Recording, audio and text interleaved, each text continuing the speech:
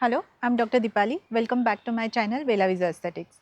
So before you apply castor oil on your scalp, हा video नक्की बघा. Social मीडियावरती खूप रील्स दिसतात की एका महिन्यातच किंवा काही महिन्यातच बेबी हेअर ग्रोथ दिसतीये, केमिकल नको पण कॅस्टर ऑइल लावा. पण हे खरंच इतकं सोपं असतं का? तर आज आपण याचा एक प्रॅक्टिकल आणि सायंटिफिक अप्रोच बघूयात. सगळ्यात आधी कॅस्टर ऑइल म्हणजे काय? आपण ज्याला एरंडीचं तेल म्हणतो तेच कॅस्टर ऑइल.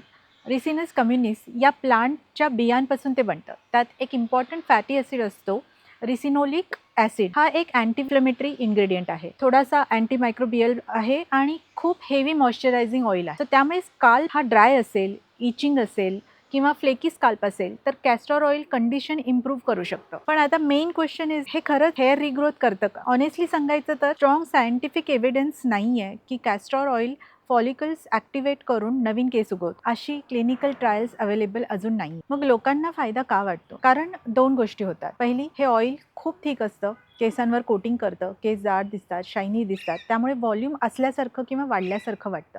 दुसरी, आपण ऑइल मसाज करतो, मसाजमुळे स्काल्पमध्ये ब्लड सर्क्युलेशन इम्प्रूव्ह होतं. पण लक्षात घ्या की सर्क्युलेशन हे ऑइलमुळे नसून मसाजमुळे वाढतं. जर तुमचं हेअरफॉल हे ड्राय स्काल्पमुळे असेल किंवा ब्रेकेजमुळे किंवा केमिकल डॅमेजमुळे असेल तर कॅस्टर ऑइल हा नक्कीच तुम्हाला फायदा देऊ शकतो. केस तुटणं कमी होऊ शकतं. पण जर तुमच्या हेअरफॉलचं कारण असेल एन्ड्रोजेनेटिक ॲलोपेशिया, जेनेटिक्स बाल्डनेस किंवा PCOS, थायरॉइड, आयर्न डेफिशियन्सी आणि सिव्हिअर व्हायटामिन डेफिशियन्सी, तर कॅस्टर ऑइल पुरेसे नाही. एन्ड्रोजेनेटिक ॲलोपेशियामध्ये फॉलिकल्स DHD हार्मोन सेन्सिटिव्ह असतात. हळूहळू ते श्रिंक होतात. आता खूप जण विचारतात कॅस्टर ऑइल DHD ब्लॉक करतो का? आन्सर आहे नाही. DHD ब्लॉक करण्यासाठी सर्टन मेडिकल ट्रीटमेंट्स लागतात, जसं की minoxidil, certain oral medicines like finasteride किंवा PRP थेरपी. हा प्रत्येक केस टू केस आपल्याला स्टडी करून डिसाईड करायला लागतं. कॅस्टर ऑइल सपोर्टिव्ह असू शकतो बट मेन ट्रीटमेंट होऊ शकत नाही. आता स्काल्प बेनिफिट्स बद्दल बोलूयात. कॅस्टर ऑइल हेवी आहे, त्यामुळे डीप मॉइश्चरायझिंग ते चांगल्या प्रकारे करू शकतं. त्यामुळे हेवी ड्राय स्काल्पमध्ये लोकांना आराम मिळू शकतो. माइल्ड इन्फ्लेमेशन असेल तर थोडासा सुदिंग इफेक्ट मिळू शकतो. पण उलट साईड इफेक्ट्स सुद्धा आहेत. साईड इफेक्ट्स म्हणजे जर तुमचा स्काल्प ऑलरेडी ऑइली असेल तर डॅन्ड्रफ जास्त असेल आणि फंगल इन्फेक्शन सुद्धा असेल तर हेवी ऑइलिंग इंडिशन वर्सन करू शकतो. ऑइल हे फंगससाठी फूड सारखं काम करू शकतं, म्हणून ब्लाइंडली ऑइलिंग करू नका. आता ॲप्लिकेशन कसं करायचं? प्युअर कॅस्टर ऑइल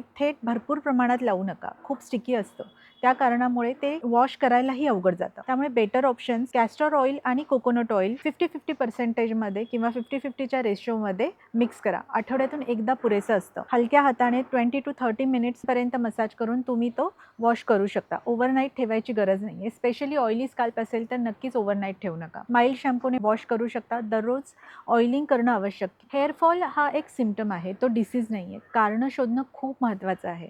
मी क्लिनिकमध्ये नेहमी बेसिक ब्लड टेस्ट किंवा इन्व्हेस्टिगेशन्स ॲडवाईज करते, ज्यामध्ये haemoglobin, ferritin levels, vitamin D, B12, thyroid profile आणि महिलांमध्ये हार्मोनल इव्हॅल्युएशन कधी आवश्यक असतं. प्रोटीन इंटेक कमी असेल तर ऑइल काहीही केलं तरी फरक पडत नाही. केस केराटिननी बनलेले आहेत, त्यामुळे प्रोटीन आवश्यक आहे. स्ट्रेस मॅनेजमेंट देखील महत्त्वाचं आहे. क्रोनिक स्ट्रेसमुळे टेलोजन इफ्ल्युएम होऊ शकतो. तर कन्क्लुजन काय? कॅस्टर ऑइल मिरॅकल क्युअर नाही, रिग्रोथ ऑइल नाही आहे, पण कम्प्लिटली युजलेस सुद्धा नाही आहे. It is good conditioning agent, mild हेअरफॉलमध्ये सपोर्टिव्ह आहे, पण जेनेटिक बाल्डनेस किंवा हार्मोनल हेअर लॉसमध्ये इंडिपेंडंट सोल्युशन नाही. यामध्ये सगळ्यात मोठी चूक अशी होऊ शकते की 6 ते 8 महिने हेअरफॉल असताना घरगुती उपाय जर आपण करत बसलो तर फॉलिकल्स परमनंट श्रिंक होतात आणि अर्ली स्टेजमध्ये ट्रीटमेंट घेतली तर रिझल्ट्स खूप चांगले येऊ शकतात. त्यामुळे जर हेअरफॉल तुम्हाला सिरियस वाटत असेल तर डॉक्टर कन्सल्टेशन जरूर करा. डायग्नोसिस आणि ट्रीटमेंट या गोष्टी खूप महत्त्वाच्या ठरतात.